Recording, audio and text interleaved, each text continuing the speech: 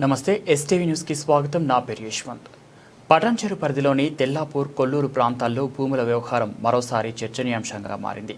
1985 సంవత్సరంలో కేటగిరీల వారీగా కొనుగోలు చేసిన భూములకు సంబంధించి ప్రస్తుతం ఎల్ఆర్ఎస్ ప్రక్రియ కొనసాగుతున్న నేపథ్యంలో పలు అంశాలు వెలుగులోకి వస్తున్నాయి. సర్వే నెంబర్లు 203,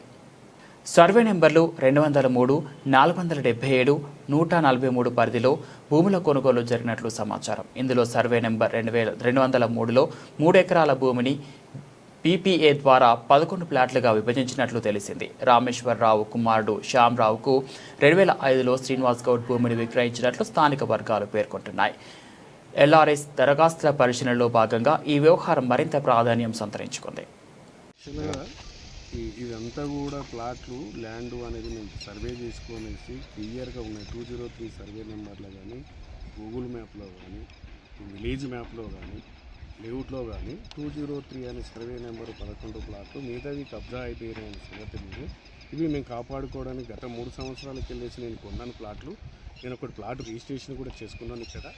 అదే రాఘవేంద్రరావు మమ్మల్ని ఏం చేసిందంటే మైకులో పెట్టుకొని వేసేసి మీకు ఏముంది, మీకు ఏం లేదు, మాదే ఉంది అనేసి ఓన్లీ మయోమలను పేరు వాడుకొనేసి వాళ్ళని మమ్మల్ని అన్యాయం చేయడానికి వాళ్ళ దగ్గరున్న స్టాఫ్ను మొత్తానికి వచ్చినప్పుడల్లా 10 మంది 20 మందిని మా మీదకి దౌర్జన్యంగా పంపిస్తున్నాడు. ఇక్కడ మేము వర్క్ చేసుకుందాం, మా ప్లాట్ మాకు కాపాడుకుందాం అనేసి మీరు కోర్టుకు పోతారా, మీరు ఏడుకు పోతారు, ఇక్కడ పోలీస్ స్టేషన్కి పోయారా, మీరు ఏడుకన్నా పోండి అనే సంగతి చాలా బెదిరింపులతో మమ్మల్ని ఇది ఇచ్చేసేస్తే ఈరోజు మేము ప్లాట్ కార్డు పొజిషన్ కార్డు మేము నిలబడితే 20 మంది ఇవాళ వాళ్ళ అనుచరులకు వచ్చేసి మమ్మల్ని భయాందోళన తీసుకొని వచ్చేసి ఇవాళ జరిగినది.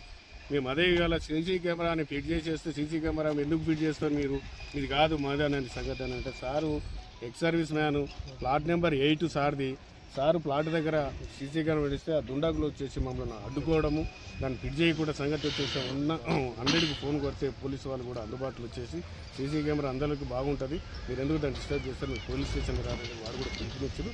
మేము ఖచ్చితంగా పోలీస్ స్టేషన్ వీళ్ళ మీద చట్టతీరంగా మేము కంప్లైంట్ ఇస్తాం. ఏది ఉన్నా కానీ మాకు న్యాయం జరగాలనేసి మాకు అందరికీ కూడా 11 ప్లాట్లు ఖచ్చితంగా మేము ప్లాట్లకు మేము బౌండరీ వేసుకుంటాం. మేము దాంట్లో కూడా పోలీసు వాళ్ళు కూడా దీంట్లో సహకరించాలి. డిపార్ట్మెంట్ కానీ దాంట్లో కానీ రెవెన్యూలో కానీ అందరూ కూడా మాకు అందరూ కూడా అందుబాటులో ఉండే సహకరించాలనేసి ఇప్పటికీ 10 సార్లు అయింది కంప్లైంట్ ఇచ్చేసేసి. వాళ్ళని సిఐ గారు కూడా ఇంత మాట్లాడతానంటున్నాడు కానీ ఆయన చర్య తీసుకుంటలేడు. వాళ్ళ మీద మాకు టైం పాస్ చేసుకుంటూ వస్తున్నారే కానీ మా వాళ్ళ మీద ఎలాంటి కూడా ఇప్పటివరకు చర్య తీసుకోలేదు. ఇప్పటికైనా చర్య తీసుకోవాల్సిందిగా కోరుతున్నాను. జై హింద్.